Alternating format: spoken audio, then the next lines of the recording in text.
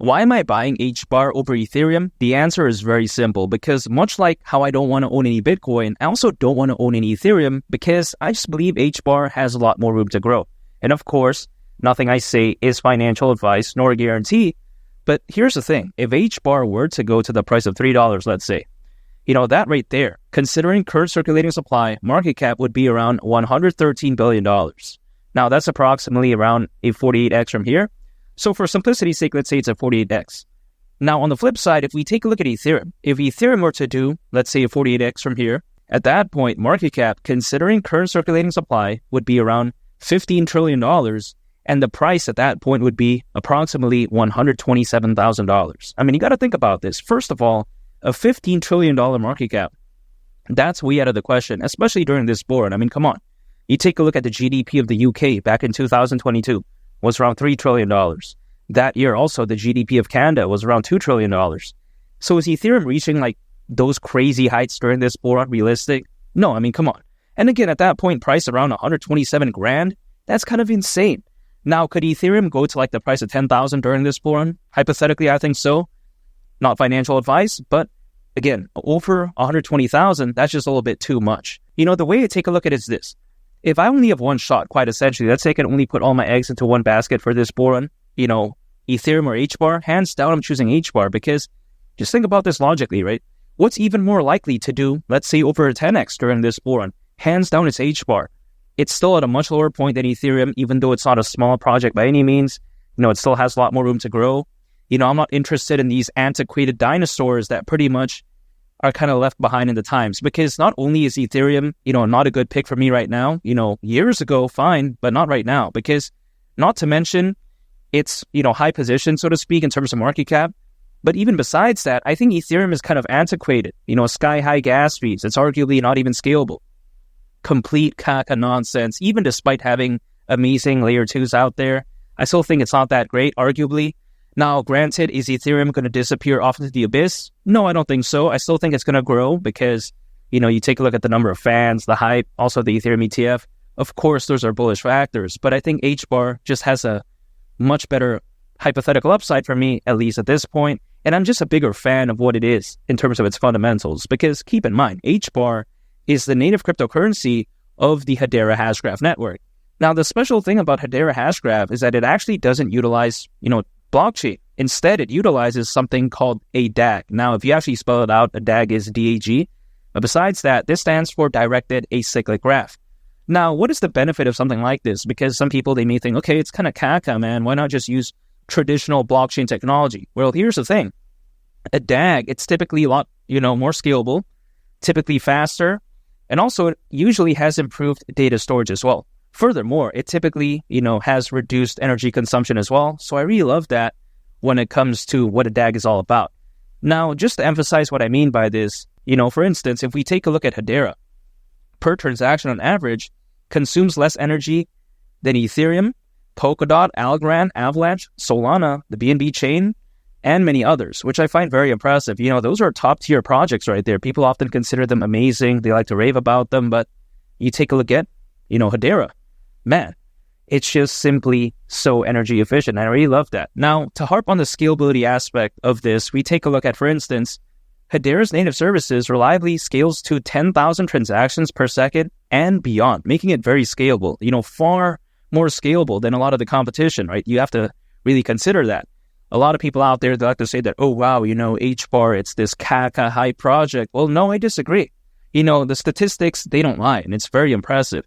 Sometimes people can have opinions and whatnot, but sometimes when it comes to the numbers, it is what it is at the end of the day. When it comes to Hedera, its governing council includes multiple multi-billion-dollar giants. And I'm not joking, by the way, because you take a look at, for instance, its governing council includes Dell Technologies. We all know that. We take a look at IBM. I mean, of course, that's very popular. LG, Ubisoft, that's known for gaming. Google, shout out to Google. Of course, we all know that. We're on YouTube after all. But yeah, besides that point, you take a look at how just overall Hedera, its governing council is just A+.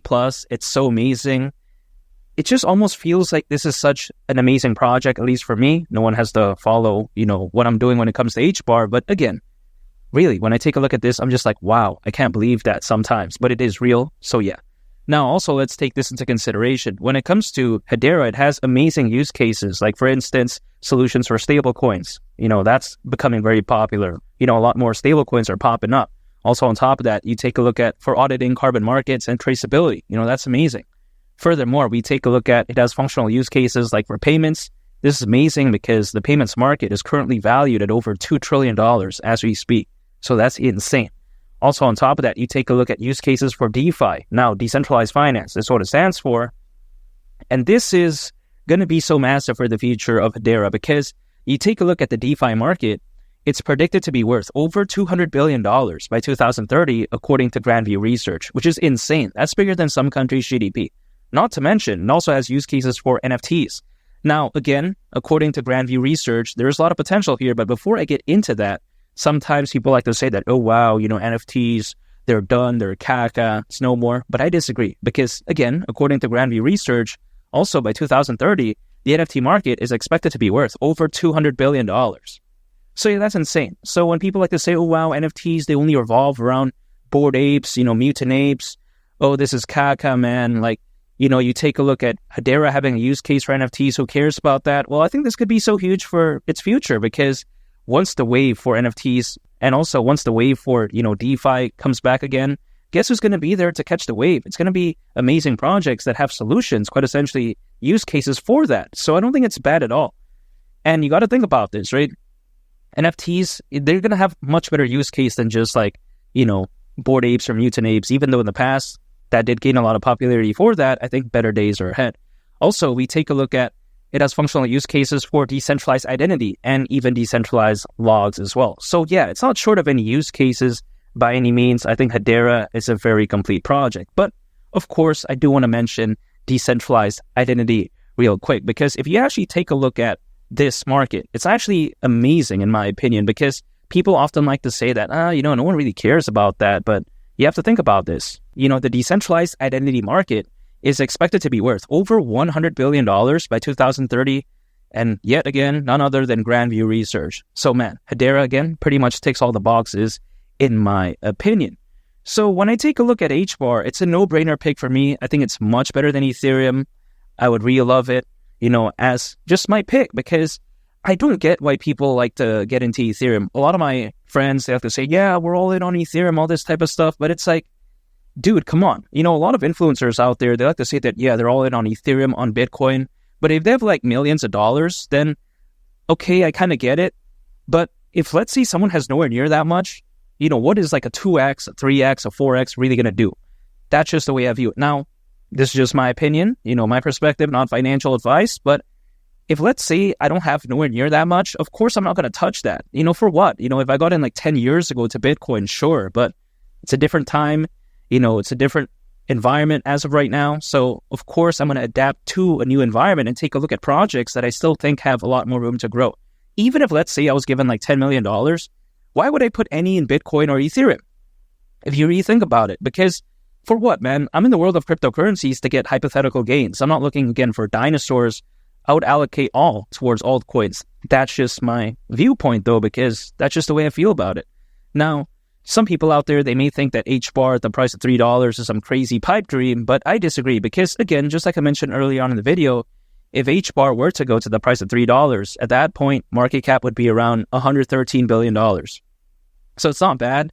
You take a look at, for instance, BNB, at one point it reached over $100 billion in market cap. And I don't think BNB is as revolutionary as this. I mean, come on. You take a look at how even back in 2023, according to Crypto.com research, slightly over 2% of the crypto hacks that happened actually occurred on the BNB Smart Chain ecosystem. And again, keep in mind, this was just last year. So very unacceptable in my opinion. I think that when it comes to HBAR, it reaching over $100 billion in market cap, much like BNB during this bull run, I don't see why not. And I'm not saying BNB right now. Of course, I'm saying BNB back in 2021. But I think you get the point. I think that something like this, I don't see why it would be any trouble. But also, what is a major factor which I think could very well allow for this to happen? You take a look at the Bitcoin ETF, the number of institutional investors, the amount of enterprise adoption. Now, granted, I don't own any Bitcoin and I don't want to, but it's fair to say that altcoins, much like HBAR, they're going to depend on Bitcoin. So as Bitcoin does reach those great heights, Of course, HBAR, I think, is going to go along with the ride. And at the point of, $3, I don't see why it would be crazy. Now, also take this into consideration. You take a look at how there's currently over 600 million crypto owners, according to Crypto.com research. That's more than ever before in history. So all those amazing factors, I really don't see why, again, HBAR won't go to the price of $3.